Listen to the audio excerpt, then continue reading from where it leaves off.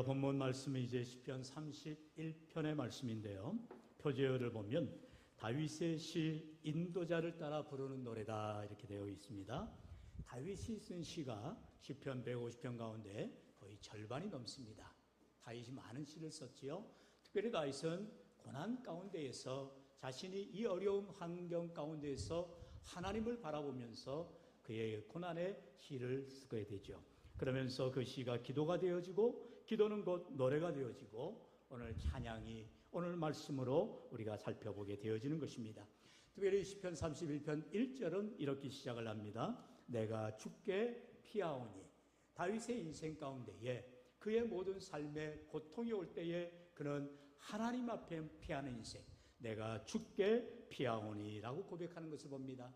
저와 여러분의 인생이 이와 같이 하나님만 의지하며 나아갈 때 하나님이 우리를 붙들어 주시고 함께해 주시는 놀라운 은혜가 있게 된 줄로 믿습니다. 오늘도 이처럼 하나님 앞에 온 마음 다해서 하나님을 의지하고 다윗처럼 하나님 앞에 믿음으로 사명 감당하는 귀한 인생들 될 때 다윗이 우리에게 말하지요. 너희 모든 성도들아, 오늘 우리에게도 다윗과 같은 믿음으로 주님의 기쁨이 되는 귀한 삶이 되시기를 주의 이름으로 간절히 축원합니다. 그러면 첫 번째로 다윗은 바로 하나님을 사랑하라라고 말하고 있는 것을 봅니다.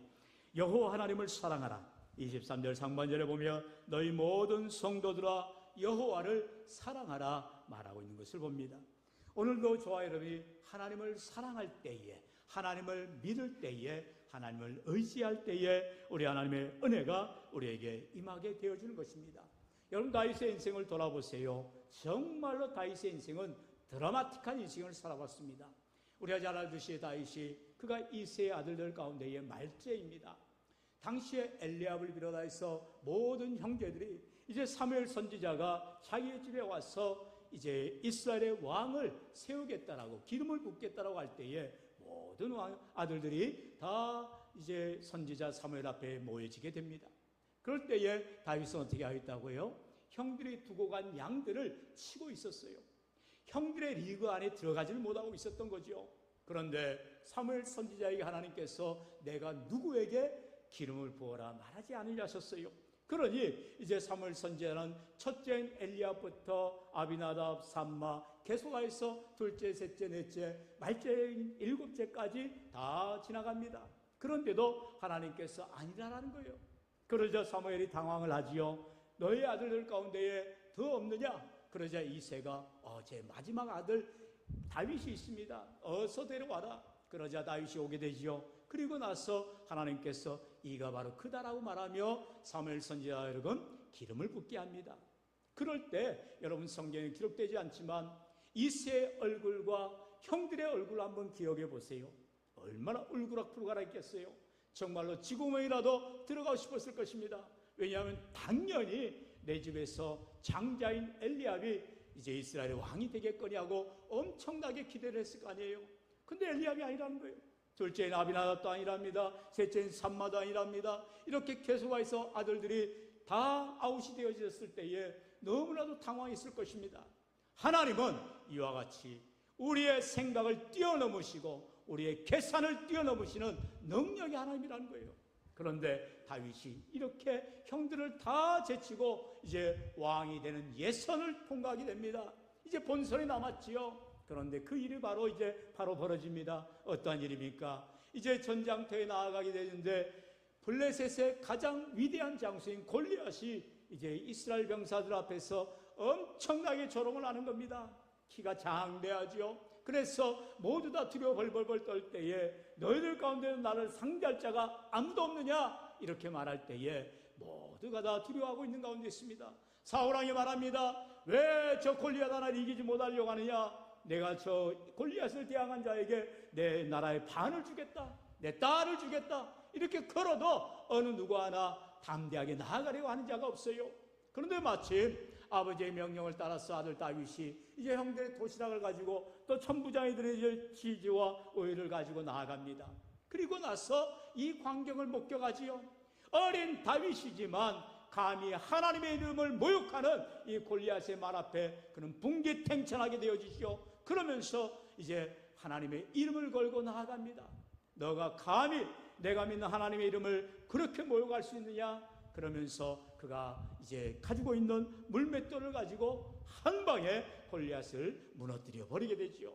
얼마나 놀라운 일입니까? 이처럼 하나님께서 다윗의 믿음, 다윗의 용맹함, 그리고 다윗의 그 능력을 통해서 왕으로 사용하시는 놀라운 일들을 보여주게 되어지다는 거죠.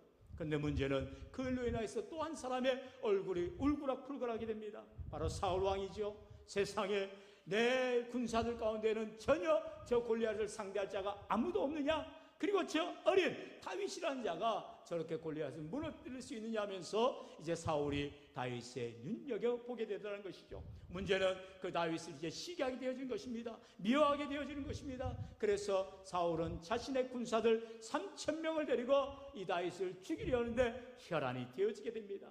여러분, 다윗이 이와 같이 다윗의 놀라운 믿음과 용맹함에 불구하고 다윗은 오히려 고난을 겪게 되더라는 거예요. 하나님의 이름을 위하여 싸워나가는데도 불구하고 다윗이 사람들로 하여금 손깍질 당하게 되는 것입니다. 특별히 사울왕은 이 다윗을 죽이려는데 혈안이 되어지자 다윗이 어떻게 됩니까? 도망을 가다가 결국에 가드 지역으로 도망을 가게 됩니다. 가드가 어디입니까? 바로 자기가 죽였던 골리앗의 고향, 바로 블레셋 땅인 것입니다.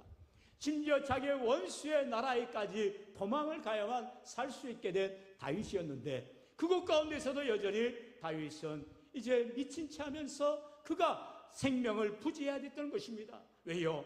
그곳의 신하들이 이제 아기스 왕에게 말합니다. 아니, 저가 바로 우리의 장수인 골리앗을 죽인 다윗 아닙니까? 그러자 아기스 왕이 말하지요.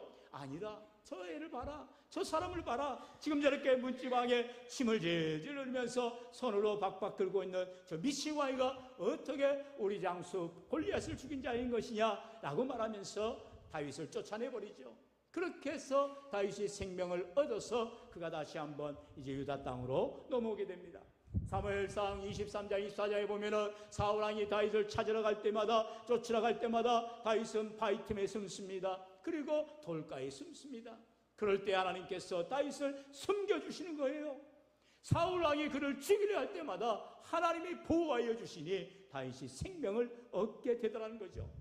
그의 인생 가운데 이처럼 하나님의 보호하심과 인도하심을 통하여서 다윗은 결국 이스라엘의 왕이 되죠.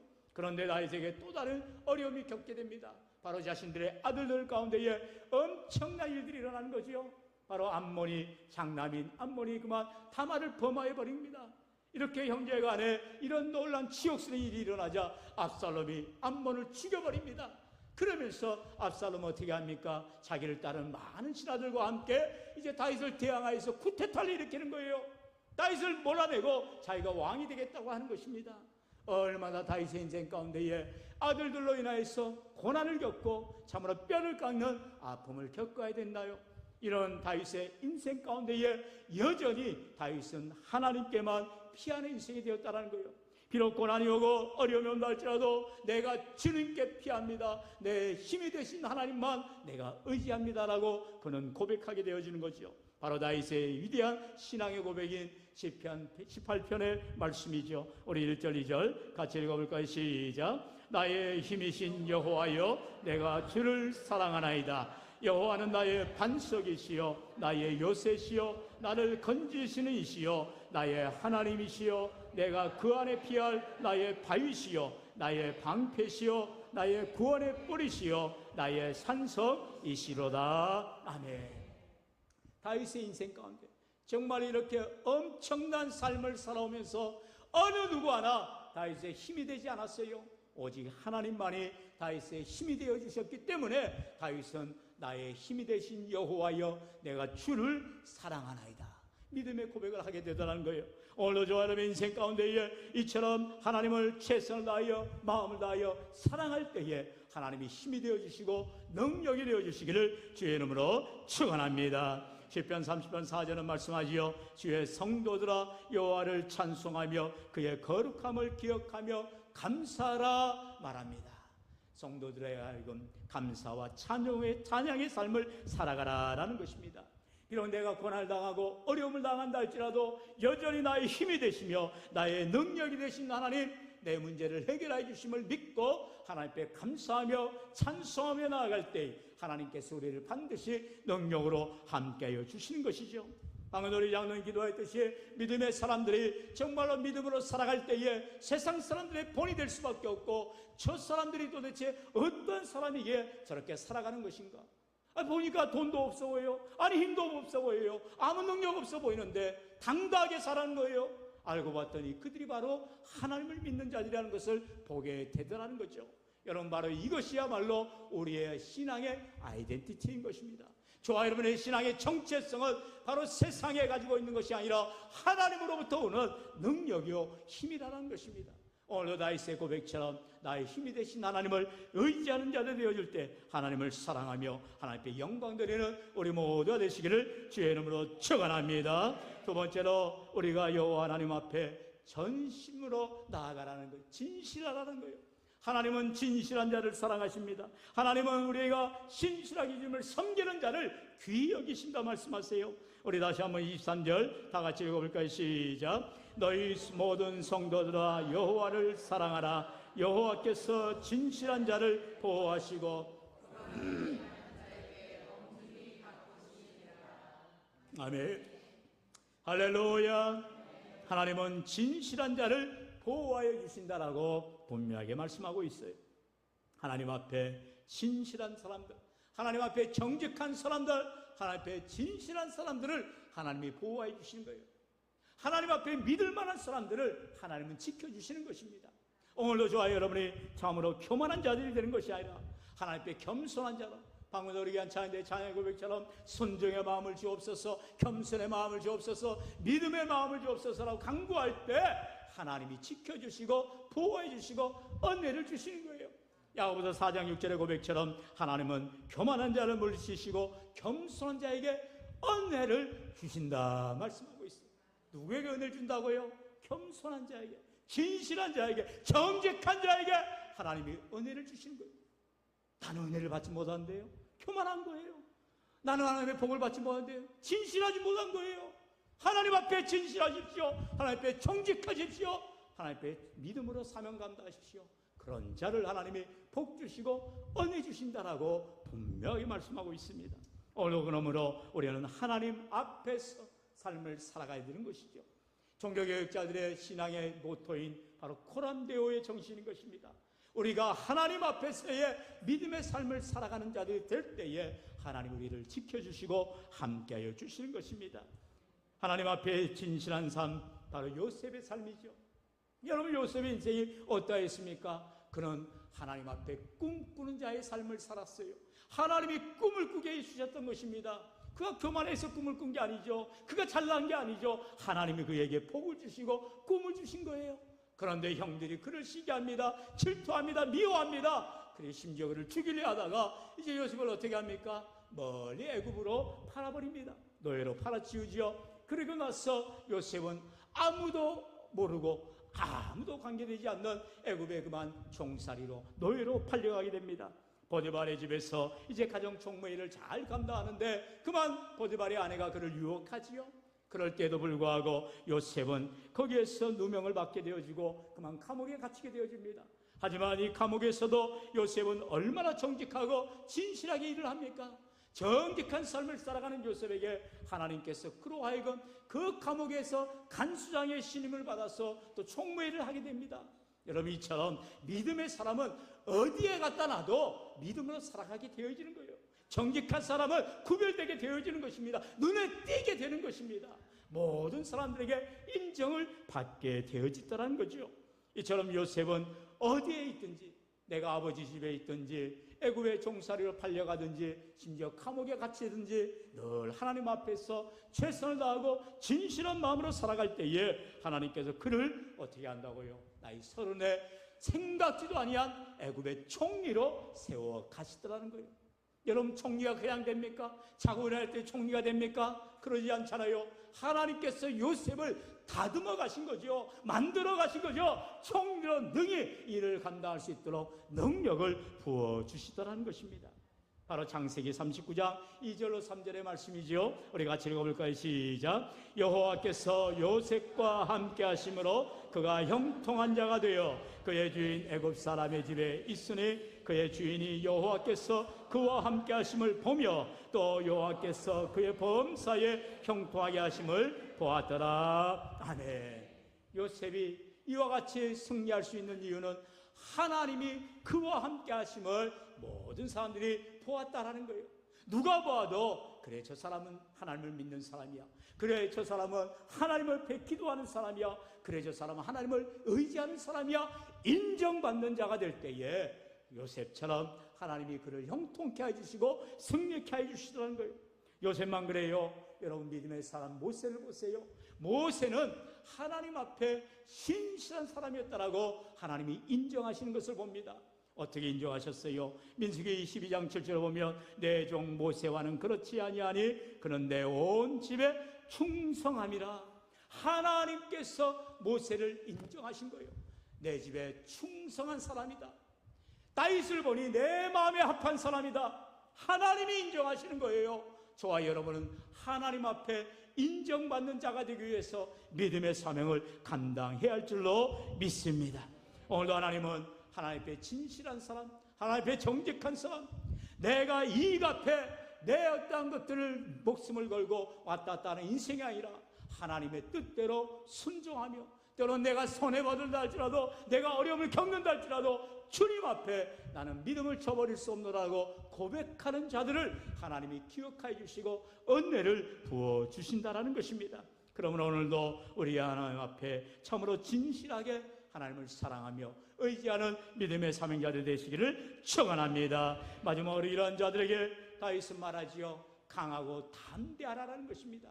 우리가 때로는 흔들릴 때가 있어요. 두려울 때가 있어요. 내가 살아가는 것이 바보 같은 짓이 아닌가? 누구도 알아봐주지 않는데 이런 삶을 내가 살아도 되는 것인가? 우리는 생각할 때가 있어요. 그럴 때에 다윗은 말하지요. 너희 모든 사람들아, 여호와를 바라는 너희들아, 강하고 담대하라고 24절로 말씀하고 있다는 것입니다. 오늘 우리는 마음을 강하게 하고 담대해야 한다는 것입니다. 왜요? 이 세상을 살아갈 때에 우리의 마음을 흔드는 자들이 있어요. 바로 악한 사단마귀지요. 예배하는 마음, 순종하는 마음, 겸손한 마음, 믿음의 마음을 가지고 나아가고자 할 때 그 마음을 뺏어가려 하는 거예요. 넘어뜨려야 하는 거예요. 그렇기 때문에 그럴수록 오히려 마음을 더욱 강하게 하고 담대히 가지라는 것입니다. 왜요? 세상 사람들은 우리가 고난 가운데 있을 때, 어려움 당할 때에 그때 우리의 믿음을 보기를 원한다는 것입니다. 우리가 심지가 견고한 자들이 되어져서 흔들리지 아니할 때에 하나님께서는 반드시 우리로 하여금 함께하여 주신다는 거죠. 바로 여호수아의 삶인 것입니다. 여호수아가 이제 모세가 죽고 나서 이스라엘 수많은 백성들을 이끌고 나아가는 지도자 되었는데 그에게는 능력이 없어요. 너무나 두렵죠. 그럴 때 하나님께서 말씀하고 있습니다. 강하고 담대하라는 거죠. 여호수아 1장 9절의 말씀, 내가 내게 명령한 것이 아니냐. 강하고 담대하라. 두려워하지 말며 놀라지 말라. 네가 어디로 가든지 내 하나님 여호와가 너와 함께 하느니라. 할렐루야. 여러분, 요셉이 그러한 삶을 살았습니다. 모세가 그런 삶을 살았습니다. 여호수아가 그러한 삶을 살았어요. 오늘 저와 여러분도 하나님 앞에 믿음의 삶을 살아갈 때에 하나님을 사랑하되 전심으로 다하여 진실한 마음과 정직한 마음으로 최선을 다하여 하나님을 의지하며 나아갈 때 우리 인생길 가운데 하나님이 반드시 우리를 붙들어 주시고 함께하여 주실 줄로 믿습니다. 오늘도 하나님께서 이 추석 연휴를 앞에 두고 또 우리 귀한 믿음의 권속들이 이제 일가 친지들을 만나고 함께 정겨운 시간들을 가질 거예요. 무엇보다도 함께 모여 예배할 거예요. 하나님이 그 가정을 복되게 하여 주십니다. 하나님만을 의지하는 가정이 될 때에 하나님께서 우리의 가정들을 형통케 해주시고 복되게 하여 주실 줄로 믿습니다. 그러므로 언제나 하나님을 최우선하며 주님을 섬기며 하나님께 영광 드리는 우리 모든 인생들 될 때 늘 도우시고 함께 하시는 하나님의 은혜가 넘치시기를 주의 이름으로 간절히 축원합니다. 축원합니다.